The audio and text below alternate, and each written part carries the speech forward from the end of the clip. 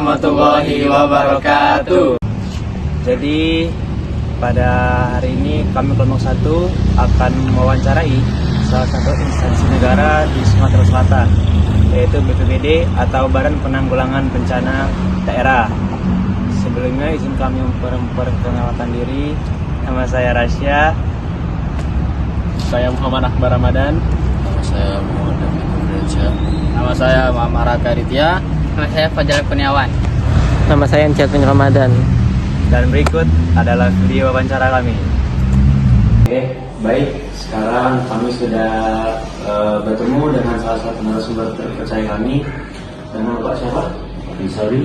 Pak Ansori. Dari sini kami akan menanyakan beberapa pertanyaan terkait ketahanan nasional.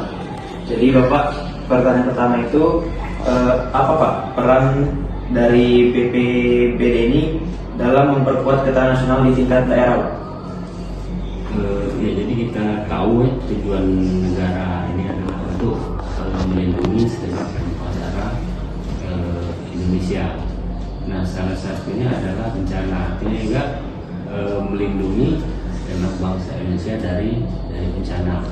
Nah, kita tahu efek dari bencana adalah kemiskinan, karena begitu banyak sarana prasarana yang rusak hancur akibat bencana, bahkan aktivitas ekonomi pemerintahan melumpuh. Nah, jadi sehubungan dengan tersebut, saya kira BPBD cukup berperan ya, artinya untuk salah satu bagian dari ketahanan nasional, artinya bagaimana memberdayakan masyarakat bencana dari yang harusnya hancur tidak berfungsi. Nah, bagaimana kita memitigasi itu supaya tidak terjadi, artinya dengan tidak terjadinya kelumpuhan, tidak adanya aktivitas sosial, aktivitas ekonomi ataupun aktivitas pemerintahan, sehingga roda perekonomian, faktor sosial, kemudian roda pemerintahan bisa berjalan sebagai mestinya. Jadi ini ada korelasi antara penanggulangan bencana dengan ketahanan nasional. Baik Pak, untuk pertanyaan kedua, bagaimana koordinasi antara BPBD dengan lembaga-lembaga lain yang di luar sana dalam menangani bencana dapat mendukung ketahanan nasional? Ya, jadi penanggulangan bencana dalam hal ini adalah badan yang dibentuk oleh pemerintah.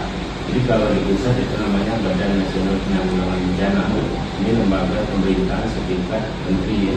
Nah, di daerah ini ada juga namanya Badan Penanggulangan Bencana Daerah. Ini di bawah gubernur, kalau di tingkat provinsi, di kabupaten ini di bawah wali kota atau bupati. Jadi memang dari fungsi Badan Penanggulangan Bencana itu ada 3 ya. Yang pertama ada komando, kemudian ada koordinasi, kemudian yang ketiga ada pelaksana. Jadi kalau ditanya bagaimana koordinasi dengan lembaga-lembaga lain, ya memang salah satu bagian dari tugas pokoknya Badan Penanggulangan Bencana.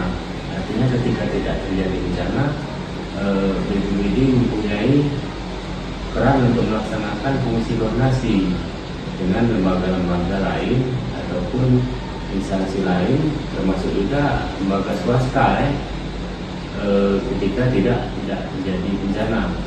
Jadi fungsi koordinasi, karena selain BPBD ada OPD atau instansi lain yang juga mempunyai tugas pokok yang sama di bidang penanggulangan bencana. Jadi ini dikoordinasikan. Nah, sehubungan dengan fungsi komando ketika terjadi bencana, ini fungsi komando. Nah, bagaimana lembaga-lembaga ataupun instansi lain itu bergerak bersama BPBD di bawah komando BPBD. Ini sesuai dengan amanat undang-undangnya. Selain fungsi koordinasi yang dilaksanakan ketika belum terjadi bencana, kemudian ada fungsi komando yang dilaksanakan ketika terjadi bencana. Dan sedangkan fungsi yang ketiga adalah pelaksana. Pelaksana ini bisa melaksanakan fungsi-fungsi kebencanaan seperti evakuasi, penyelamatan, penyediaan sarana prasarana, pelayanan kesehatan. Ini bisa dilaksanakan oleh BPBD selama BPBD mempunyai personil maupun peralatan yang memungkinkan atau yang mumpuni untuk melaksanakan tugas-tugas penyelenggaraan pelaksanaan bencana tersebut. Oke Pak, pertanyaan selanjutnya itu apa saja tantangan yang dihadapi BPBD dalam menghadapi bencana alam dan bagaimana hal ini dapat mempengaruhi ketahanan nasional? Ya, jadi bencana ini adalah kumpulan pertemuan dari beberapa elemen. Pertama itu adalah cuaca, kemudian kondisi alam, kemudian maksud kondisi alam ini adalah tata guna lahan, kemudian ada degradasi alam dan ada faktor lain yaitu faktor manusia. Nah, semua faktor itu terjadi maka terjadilah bencana. Apabila salah satu faktor ini tidak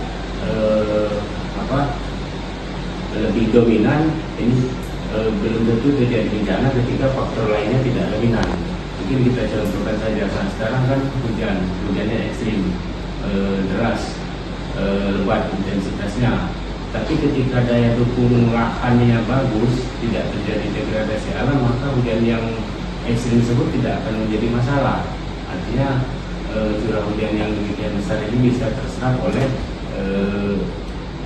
kondisi alam yang bagus, belum terjadi degradasi. Nah, sebaliknya dengan kondisi hujan yang mungkin hanya sedikit, mungkin intensitasnya tidak terlalu tinggi, ini bisa menjadi bencana ketika turun di wilayah yang degradasi alamnya rusak. Misalnya di lereng-lereng yang gundul, ini bisa menjadi longsor walaupun hanya hujan dengan intensitas kecil. Nah, kemudian lagi ada faktor lain, ada pengaruh kebiasaan masyarakat. Misalnya mendirikan bangunan rumah di saluran-saluran air, membuang sampah di selokan, misalnya, ini bagian lain yang dapat mempengaruhi terjadinya bencana. Jadi bagaimana menselaraskan semua faktor-faktor tersebut supaya tidak terjadi bencana, ini yang mungkin menjadi pertanyaan tadi. Seberapa berat? Artinya memang berat. Karena apa? Semakin ke depan kan masyarakat semakin bertambah. Dengan semakin bertambah, artinya kebutuhan rumah akan juga bertambah. Nah, dengan bertambahnya kebutuhan rumah tentu akan butuh lahan. Nah, lahan ini yang semula mungkin kalau kita tahu di Palembang ada rawa-rawa, ini tempat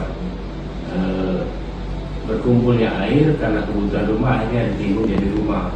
Dulu lereng-lereng yang dengan pengirikan misalnya 90 derajat tidak boleh ditanami, sekarang karena kebutuhan ekonomi ditanami. Nah, ini sudah berubah fungsi alam.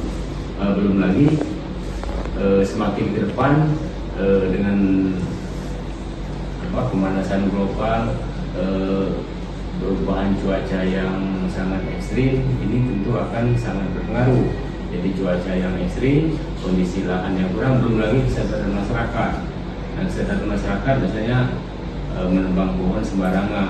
Oke Pak, mungkin pertanyaan selanjutnya itu sejauh mana BPBD sekarang ini berperan dalam membangun ketahanan masyarakat terhadap bencana di tingkat lokal?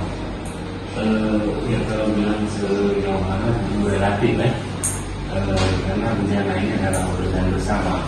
Jadi bencana ini bukan hanya tanggung jawab pemerintah, dalam hal ini BPBD, tapi juga tanggung jawab seluruh masyarakat, termasuk dunia usaha, dalam, kemudian peran dari akademisi, peran dari media. Jadi harus ada kolaborasi di antaranya. Jadi kalau kita ini sejauh mana ini tadi relatif, tapi sesuai dengan tanggung jawab kami, sesuai dengan regulasi aturan yang ada, memang kami mempunyai tanggung jawab itu. Bagaimana seperti yang saya awal tadi, bagaimana mengkoordinasikan atau diikuti instansi lain yang ada tugas pokok bencana, kemudian bagaimana mengkomandoi terjadi bencana, kemudian bagaimana menjadi pelaksana jika terjadi bencana. Baik Pak, untuk selanjutnya bagaimana BPBD dapat memanfaatkan teknologi dan informasi untuk meningkatkan kesiapsiagaan bencana dan mendukung ketahanan nasional?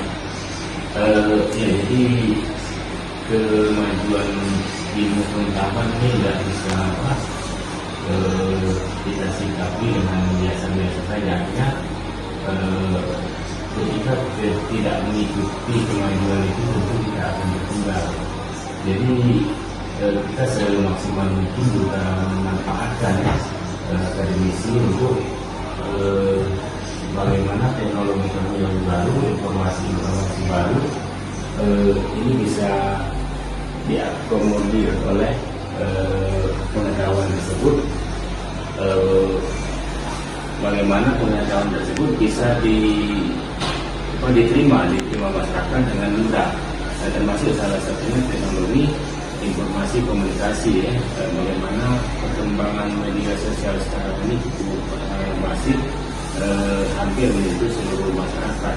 Nah, hal tersebut ya kita manfaatkan memanfaatkan media-media untuk bagaimana menyampaikan ataupun mensosialisasikan tentang bencana ini kepada masyarakat. Belum lagi teknologi lain yang kita manfaatkan, misalnya sekedar warning ya, ini juga penting. Walaupun ya kita sadari juga kadang-kadang masyarakat kita belum siap. Baik, sekian video wawancara kami pada siang hari ini. Sebelumnya terima kasih Bapak Ansari, Pak Febri, Ibu sekalian atas waktu pendidikan, dan semoga apa yang Bapak sampaikan kepada kami siang hari ini bisa bermanfaat kepada kami maupun masyarakat. Jadi saya juga atas nama pribadi, atas nama dinas ataupun nama BPBD Provinsi Selatan mengucapkan juga terima kasih atas kedatangan dari Arsipil yang artinya secara langsung maupun tidak langsung sebenarnya kami sudah menyampaikan atau mensosialisasikan tentang kebencanaan, bagaimana itu bencana kepada Oke, semuanya berhubung kondisi cuaca yang nggak mendukung, video bakal kami tutup. Sekian video wawancara kami pada siang hari ini. Akhir kata, Wassalamualaikum warahmatullahi wabarakatuh.